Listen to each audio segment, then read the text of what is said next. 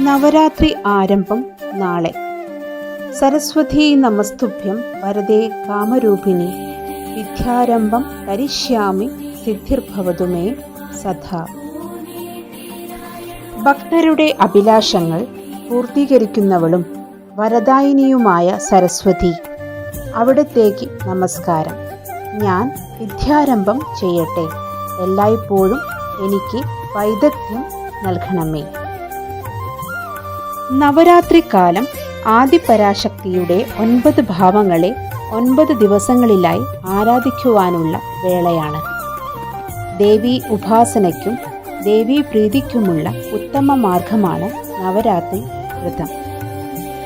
കന്നിമാസത്തിലെ അമാവാസി കഴിഞ്ഞു വരുന്ന വെളുത്തപക്ഷ പ്രഥമ മുതൽ നവമി വരെയുള്ള ദിവസങ്ങളെയാണ് നവരാത്രി വ്രതം അനുഷ്ഠിക്കേണ്ടത്. 9 ദിവസം നീണ്ടു നിൽക്കുന്ന ദുർഗാപൂജ നടക്കുന്ന കാലം. അവിദ്യയുടെ തമസകറ്റി മനസ്സുകളെല്ലാം വിദ്യ കൊണ്ട് പ്രഭാപൂരിതമാകുന്നു. ലോകത്തിൻ്റെ മുഴുവൻ അമ്മയാണ് ദേവി. ദേവി ഉപാസനയാണ് നവരാത്രി ആഘോഷത്തിൻ്റെ കാതൽ. ദേവിയെ ആദ്യത്തെ 3 ദിവസം ദുർഗയായും അടുത്ത 3 ദിവസം ലക്ഷ്മിയായും പിന്നീടുള്ള 3 ദിവസം സരസ്വതിയായും സങ്കല്പിച്ച് പൂജയും ഉപാസനയും നിർവഹിക്കാറുണ്ട്.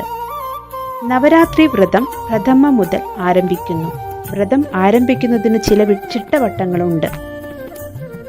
മുതിർന്നവർ 4-ാം യാമത്തിൽ ഉണർന്നു ദൈനംദിന കൃത്യങ്ങൾക്കു ശേഷം 7 തിരിയിട്ട് വിളക്ക് കൊളുത്തി നാമം ജപിക്കണം.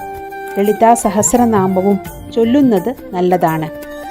വ്രതം എടുക്കുമ്പോൾ ഭക്ഷണത്തിൽ മാത്രമല്ല വാക്കിലും ശ്രദ്ധയുണ്ടാവണം. അരിഭക്ഷണം ഒരു നേരം മാത്രമാക്കുക. ഒരു നേരം ഫലമൂലാദികളാവണം. മുട്ട, മത്സ്യം, മാംസം എന്നിവ വർജിക്കുക. വിദ്യാരംഭം കുറിക്കാൻ പോകുന്ന കുട്ടികളും വിദ്യ അഭ്യസിക്കുന്നവരും വ്രതമെടുക്കുന്നത് നല്ലതായിരിക്കും. ക്ഷേത്ര ദർശനം നടത്തുന്നതും നല്ലതാണ്. ദേവപ്രീതിയിലൂടെ സർവ്വ ഐശ്വര്യത്തിനും നവരാത്രി വ്രതം കാരണമാകുന്നു.